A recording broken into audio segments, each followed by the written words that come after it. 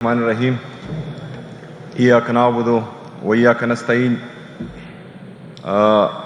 Speaker صوبائی assembly صاحب، governor Khyber Pakhtunkhwa, opposition leader Pakhtunkhwa assembly, deputy speaker صاحبہ، صوبائی صدر جنید اکبر صاحب، اور یہاں پر آئے ہوئے تمام خیبر پختونخوا کے سیاسی جماعتوں کے مشران، وکلاء صاحبان، ڈاکٹر صاحبان، اور ہماری صحافی برادری جو کہ پی کے سے ہیں، اور ہماری نیشنل میڈیا کے صحافی برادران، اور ہر مکتبہ فکر سے آئے ہوئے تمام لوگوں کو السلام علیکم ورحمۃ اللہ وبرکاتہ.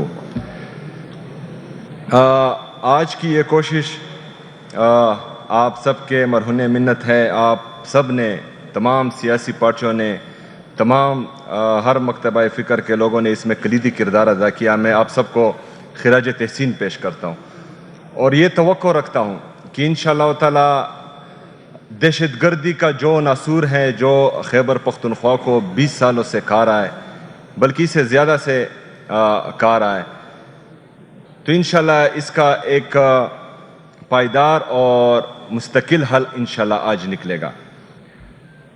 ہماری یہ کوشش امن کے لیے ہے. ہم بار بار امن کی بات کرتے ہیں، لیکن بدقسمتی سے کچھ لوگوں کو برا لگتا ہے. لیکن اگر ہم فرض کریں کہتے ہیں کہ امن ہونا چاہیے، تو امن تبھی ہوگا جب دہشت گردی کا خاتمہ ہوگا. تو دہشت گردی کے خاتمے کے لیے جو بند کمروں کے فیصلے ہیں جو ہم پر مسلط ہوتے آئے ہیں، تو ان سے ابھی تک یہ دہشت گردی ختم نہیں ہوئی. ہم چاہتے ہیں کہ اس پالیسی میں شفٹ آنا چاہیے.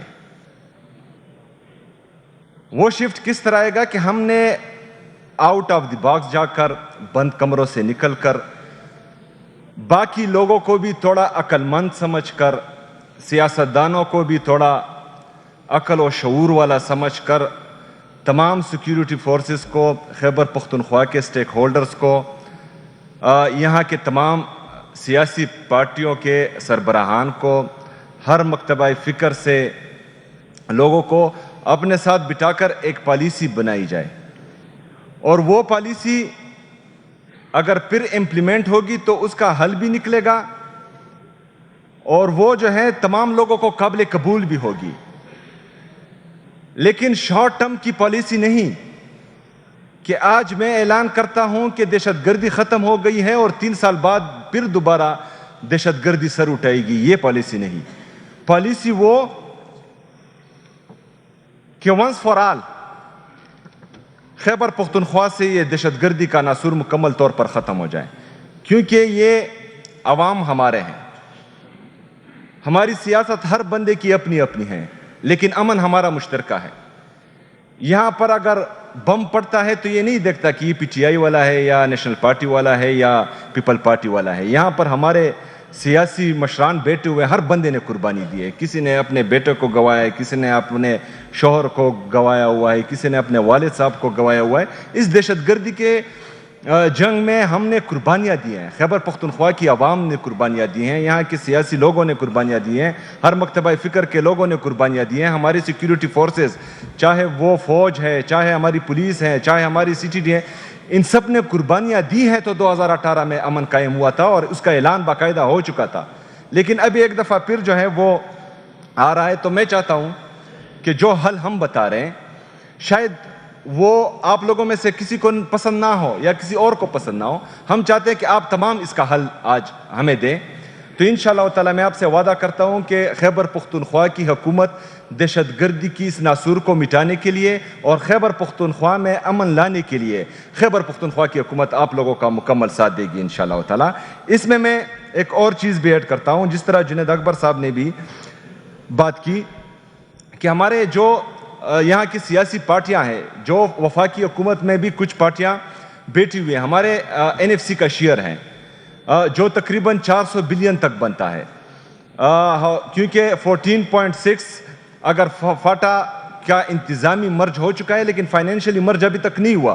اگر ہم قبائلی اضلاع کو خیبر پختونخوا میں فائنینشلی مرج کرتے ہیں تو یہ 14.6 کا شیئر ہمارا 19.4 تک پہنچتا ہے, جو تقریباً 400 بلین تک ہمارا شیئر پہنچا, وہ ہمیں نہیں مل رہا.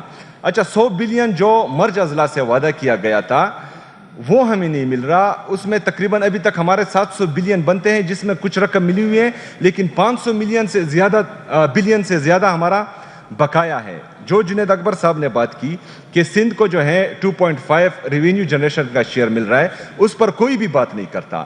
2.3 ریونیو جنریشن پر پنجاب کو مل رہا ہے, اس پر کوئی بھی بات نہیں کرتا. لیکن خیبر پختونخوا کا جنہوں نے 80,000 سے زیادہ اس پاکستان کے لیے, پاکستان میں امن کے لیے قربانیاں دی ہیں, اگر ان کے انفراسٹرکچر ڈیولپمنٹ کو 1% وار آن ٹیرر مل رہا ہے تو کسی کو پھر جو ہے بولنا اس لیے نہیں چاہیے کہ ہم جو ہے آپ کا 2.5 اور 2.3 بھی جو ہے برداشت کر رہے ہیں. اس طرح انورس ڈینسٹی پاپولیشن جو ہمارا ہے بلوچستان, سب کو ہم سے زیادہ ملا ہے. ہمیں 1% ملا ہے, کسی کو 2.5 مل رہا ہے, 2.3 مل رہا ہے, 2.7 مل رہا ہے. لیکن بات صرف خیبر پختونخوا کی ہو رہی ہے, تو اس کا مطلب یہ ہے کہ ہمارے ساتھ جو ہے ستیلی ماں جیسا سلوک ہو رہا ہے. تو اس میں برائے مہربانی اس کے علاوہ جو ہمارا نیٹ ہائیڈل پروفٹ ہے جو 2200 ارب روپے بنتا ہے, اور اگر 2200 ارب ہم پاکستان کے لیے جو ہے فائدہ مند ہے. خیبر پختونخوا پاکستان کو ہم بجلی بھی دے رہے ہیں, گیس بھی دے رہے ہیں, تیل بھی دے رہے ہیں, اس کی مد میں جو ہے ہمارا 2200 بلین سے زیادہ وفاقی حکومت وہ قرضدار ہیں, ان پر ہمارا حق ہے کہ وہ ہمیں دیں. تو اس میں بھی ہمارے جو حکومتی ارکان ہیں وفاقی حکومت کے, ان سے میں ریکویسٹ کرتا ہوں کہ آپ خیبر پختونخوا کا مقدمہ وہاں لڑیں. ہم دلیل بھی دیں گے, ہم دلائل بھی دیں گے, لیکن اگر فرض کریں اس سے بھی بات نہیں بنتی تو آپ لوگوں نے جو ہے پھر خیبر پختونخوا کے ساتھ کھڑا ہونا ہے, آپ نے جو ہے خیبر پختونخوا کا مقدمہ لڑنا ہے.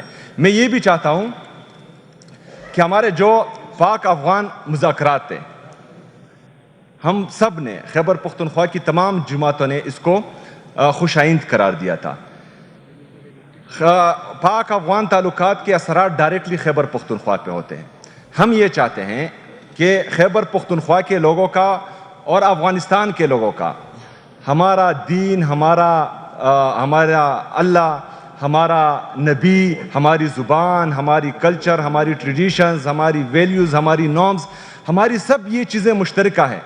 اگر فرض کریں آپ خیبر پختونخوا کے سٹیک ہولڈرز کو اعتماد میں لے کر ان مذاکرات میں جو ہیں ان کو استعمال کریں تو یہ مثبت نتائج دیں گے, غلط نتائج نہیں دیں گے.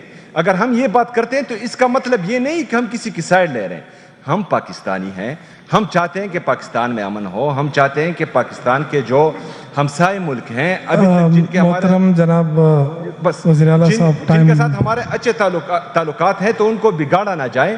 تو اس میں جو ہے اگر فرض کریں کسی چیز کا حل جنگ ہے تو جنگ جو ہے وہ آخری آپشن ہونا چاہیے. بہت شکریہ.